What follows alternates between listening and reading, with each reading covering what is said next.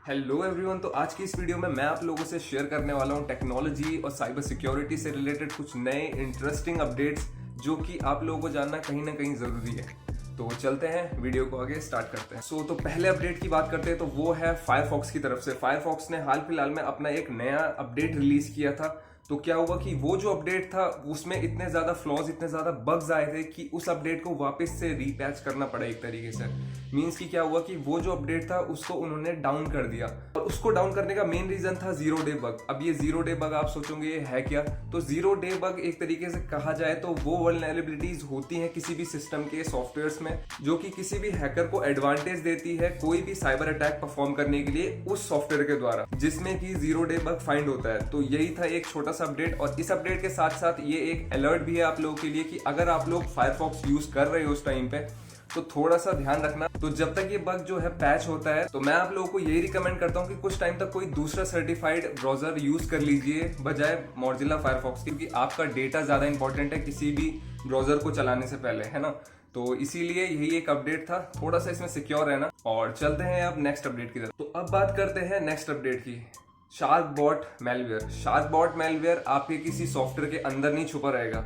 मान के चलिए कि आपने कोई गेमिंग सॉफ्टवेयर डाउनलोड कर दिया या फिर कोई दूसरा सॉफ्टवेयर डाउनलोड कर दिया, इनके अंदर नहीं, ये आपके एंटीवायरस सॉफ्टवेयर्स के अंदर ही इंस्टॉल मिलेगा। मतलब जहां से आप लोग सोचते हो ना कि यार हम लोग क्या है एंटीवायरस डाउनलोड कर लेंगे, फोन क्लीनर डाउनलोड कर लेंगे तो क्या है थोड़ा सा सिक्योर हो जाएंगे, बट नहीं। अभी कुछ टाइम पहले ही क्या हुआ है कि इस जो मेलवेयर है, ये शार्कबॉट मेलवेयर है, इसका पता लगा है। ये कुछ एंटीवायरस और फोन क्लीनर्स के अंदर पाया गया है, और उसमें क्या है, ये जो शार्कबॉट मेलवेयर है ये आपकी क्रेडेंशियल और बैंकिंग डिटेल्स खासकर लीक करता है। मीन्स कि क्या होता है, जब भी आप क्या होता है कि कोई मेंबरशिप लेते हो किसी भी एंटीवायरस की या किसी भी फोन क्लीनर की, थोड़ा सा और आपके मतलब सिक्योरिटी और इनहेंस करने के लिए मेंबरशिप लेते हो, तो क्या होता है वहां पे आप अपनी क्रेडेंशियल डिटेल्स, बैंकिंग डिटेल्स वगैरह ऐड करते हो।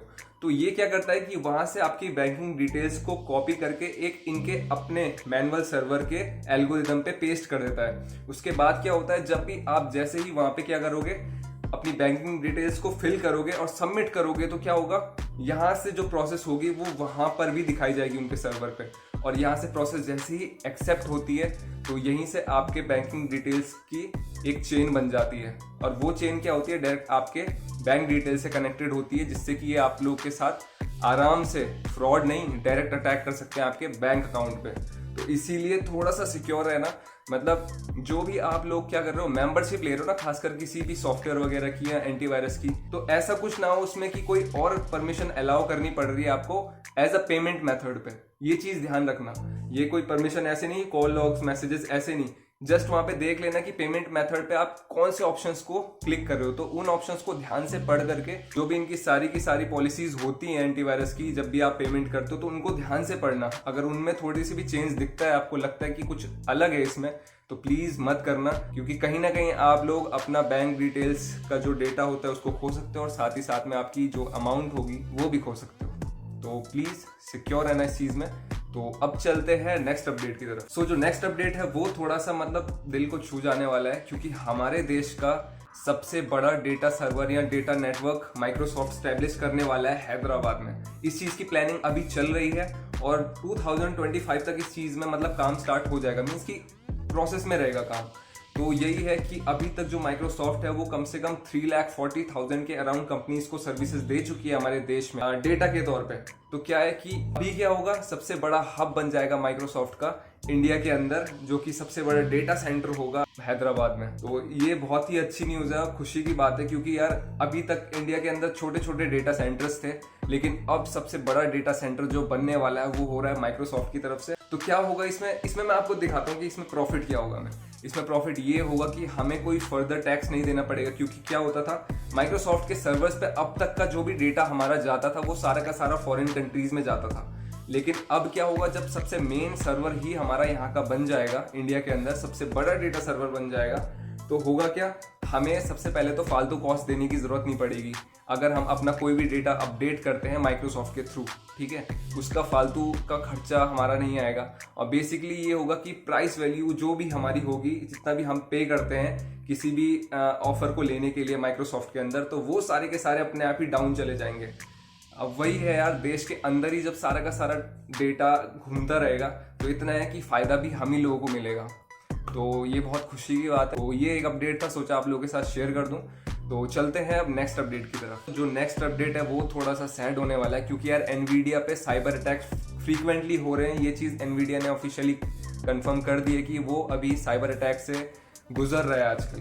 तो अभी हाल फिलहाल में क्या हुआ था कि एनवीडिया का कुछ नेटवर्क सिस्टम का कोई डेटा था, वो हैकर्स ने हैक कर दिया। उसके बाद क्या है, उसके लिए डिमांड रखी कि एनवीडिया ज़्यादा से ज़्यादा ग्राफिक कार्ड लॉन्च करो, ठीक है, जिससे कि उनका प्रॉफिट हो क्रिप्टो करेंसी वाला। और अब क्या हो रहा है, दूसरा ये चीज़ आ चुकी है कि एनवीडिया का एक जो कोड सर्टिफिकेट्स होते हैं ना, वो लीक होना शुरू हो चुके हैं। कोड सर्टिफिकेट्स एक ऐसा मतलब कोड होता है किसी भी यूजर का एनवीडिया के अंदर जो काम कर रहा है, उन यूजर्स का जो कोड सर्टिफिकेट्स है वो एकदम से चेंज हो जा रहे हैं। मीन्स कि किसी मॉड्यूल पे जैसे हमें कोई काम करना है, किसी भी एप्लीकेशन पे या किसी भी मैनुअल प्रोजेक्ट पे हमें काम करना है, तो क्या होता है, सबसे पहले कोड एंटर करना पड़ता है। तो अब वो कोड्स काम नहीं कर रहे हैं। चक्कर ये हो रहा है कि यूजर्स परेशान है, उनको क्या करना है, ड्राइव्स वगैरह अपडेट करनी है, चीज़ें अपडेट करके देनी है, लेकिन वो कर नहीं पा रहे हैं क्योंकि उनके जो कोड्स हैं वो सारे के सारे डिसेबल हो जा रहे हैं। जो भी कोड्स की प्रॉब्लम हो रही है ना, वो एक मेलवेयर के कारण हो रही है, जो कि हैकर ने प्री इंस्टॉल करके रखा हुआ था। ठीक है, लगभग हफ्ता भर हुआ है इस प्रॉब्लम को, अभी तक ये प्रॉब्लम सॉल्व नहीं हुई है फर्स्ट ऑफ ऑल। और ये प्रॉब्लम पता नहीं कब तक सॉल्व हो, क्योंकि वो जो मेलवेयर है वो एकदम से सर्वर टू सर्वर स्विच हो रहा है। मीन्स कि अगर उसे एक सर्वर से हटाया जा रहा है तो दूसरे सर्वर पे एकदम से स्विच कर जा रहा है। तो ये प्रॉब्लम अब देखते हैं कब तक सॉल्व होती है, वरना भाई एनवीडिया का इस टाइम पे बहुत ही बुरा हाल हो रखा है। खैर कोई नहीं, अपडेट मिल चुका है आप लोगों को। अब चलते हैं नेक्स्ट अपडेट की तरफ। सो नेक्स्ट अपडेट की बात करते हैं तो वो है रशिया और यूक्रेन की तरफ से।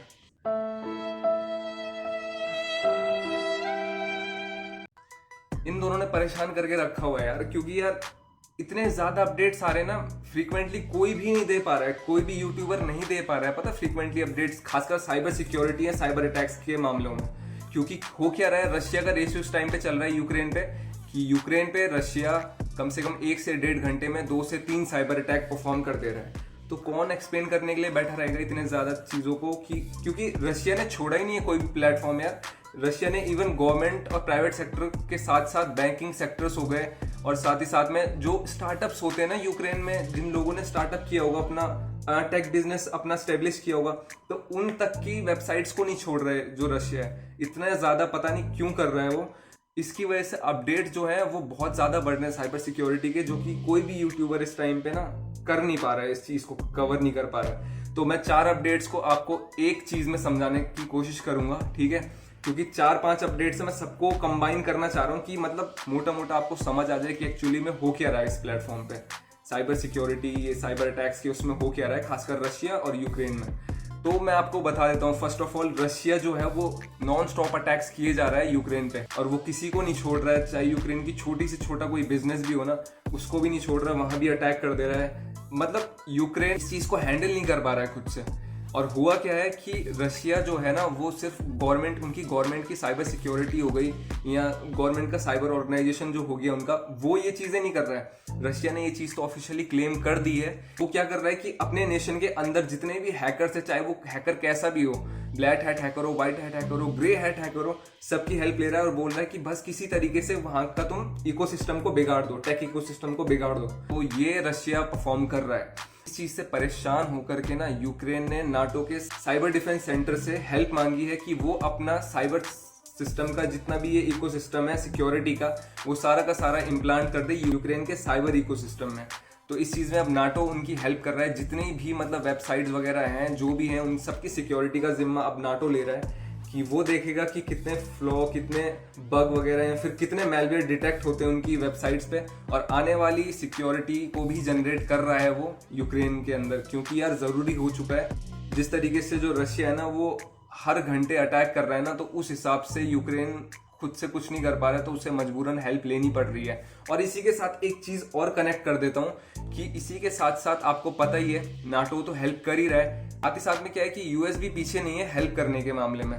यूएस ने भी काफी हेल्प करी है और अभी कर रहा है यूक्रेन की हेल्प। तो वो अब इस तरीके से हेल्प कर रहा है कि फर्स्ट ऑफ ऑल, तो यूएस का पेमेंट सिस्टम है पेपैल, तो उसने उसकी सर्विसेज बंद कर दी है रशिया के अंदर। मीन्स कि यूएसए ने ऑफिशियली रशिया के अंदर पेपैल की सर्विसेज बंद कर दी है। मीन्स कि पेपैल से कोई भी जो इंटरनेशनल ट्रांजैक्शंस वगैरह होती हैं वो अब रशिया के थ्रू नहीं हो पाएंगी, या फिर यहाँ से बाहर किसी भी कंट्री से रशिया के अंदर नहीं हो पाएंगी। और दूसरा एक्शन यूएस ने एक और लिया है, और वो ये है कि यूएस का एक कोगेंट करके एक कम्युनिकेशन नेटवर्क है पूरे की पूरे वर्ल्ड में, मीन्स कि पूरे के पूरे वर्ल्ड में फैला हुआ है उसका यूएस का कम्युनिकेशन नेटवर्क कोगेंट। तो उसने क्या किया है कि वो कोगेंट की सर्विसेज भी रशिया से बंद कर दी है, जो कि रशिया को अब बहुत बड़ा लॉस हो चुका है। वो इस तरीके से जो रशिया के अंदर 25% ट्रैफिक, मतलब जो भी रशिया कमाता था इंटरनेट के थ्रू, वो सारी की सारी सर्विसेज कोगेंट की वजह से हट चुकी हैं, क्योंकि कोगेंट की सर्विसेज यूएस ने बंद कर दी है रशिया में। तो 25% का जो भी उनका इंटरनेट का एक तरीके से मान लो कि प्रॉफिट जो जनरेट होता था रशिया के अंदर, वो सारा का सारा अब नहीं होगा। उनको कोई और ट्रैफिक सोर्सेज ढूंढने पड़ेंगे उस 25% को रिकवर करने के लिए। तो यही था यार, ये सारे के सारे अपडेट्स थे। सोचा आप लोगों को दे दूं ये अपडेट्स, काफ़ी इन्फॉर्मेटिव थे जो चीज़ चल रही है। और खासकर जो ये यूक्रेन और रशिया की चीज़ें चल रही है, मैं ऐसे ही अपडेट करूंगा। हाँ, अगर लगेगा कि कोई पॉइंट बहुत ही ज़्यादा खास है टेक्नोलॉजी के अंदर या साइबर सिक्योरिटी के अंदर जो कि यूक्रेन और रशिया के बीच में चल रहा है, उस बेसिस पे अगर कुछ लगेगा तो मैं उस शॉर्ट्स के थ्रू आपको अपडेट करूंगा।